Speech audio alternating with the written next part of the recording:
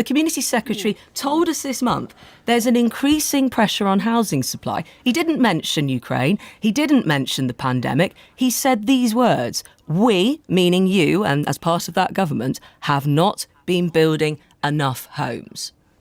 Yes, but what he also said is that we are on track to build 1 million more homes this Parliament.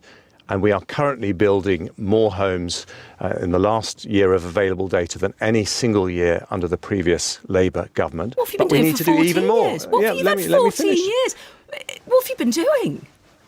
We have been increasing the number of homes that we're building, and we need to do better, and we're very open about that. But that is something we can do something about, and we are doing something about. But going back to your earlier point, yes, life is tough. The question is, going forward in an election year, the choice that people make, and the reason that independent international commentators say that the UK is in a good place is because, in their words, the Prime Minister and I have taken difficult decisions that are paying off. And the question going forward is whether a Labour government will take those difficult decisions on having a flexible labour market, on welfare reform. That's not the only question. It's not the only, but it's a big question, isn't it? Have you squandered your time in power is another question, because genuinely an important question. I'm getting messages here. Nick has just said, my rent went up £200 a month due to my landlord's mortgage going up. You know how these things work, Mr. Hunt. As a landlord, as an MP, as a Chancellor, do you feel wealthier?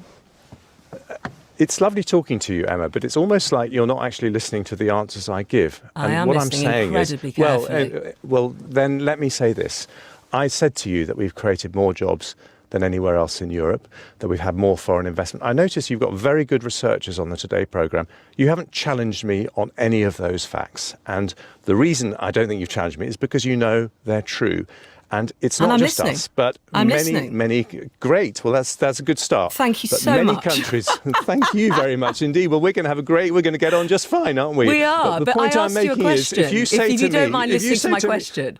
I did listen to your question. You said, have we squandered? The squandered the last 14 years, and I said no, because of look at all these facts, these things that have changed. Yes, and I'm interested. Then you ask me the same thing again. I'm not just interested in macroeconomics. I'm interested in our listeners' finances, and I know that they are affected by macroeconomics. If I may now finish, do you feel wealthier, Mr. Hunt?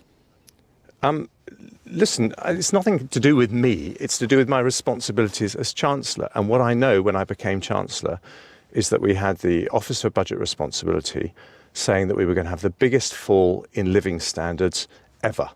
We had the Bank of England saying that we were going to have the longest recession for 100 years. What did Rishi Sunak and I do? We had cost of living support, about £3,000 per household.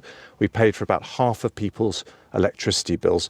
The result of those difficult decisions, and they were difficult because in the end we had to put up taxes to pay for some of those decisions. Yes. But the result is that actually living standards have gone up since Rishi Sunak became Prime Minister. That's why the question matters. We haven't had that long recession. And so what we've been doing is working really hard to try and mitigate the impact. Maybe you could say something good. You're the gentleman who yesterday, looking back at your words, said it's time to shake off unjustified pessimism. That's why I asked you, and it is personal, whether you feel like you have more cash in your pocket, Chancellor, because you say difficult decisions have been taken, and then you go on to say what those decisions are, without, I notice, mentioning why exactly you had to steady the ship post Liz Truss. But put that to one side. I ask you the question whether you feel wealthier because you're talking about this country with such optimism.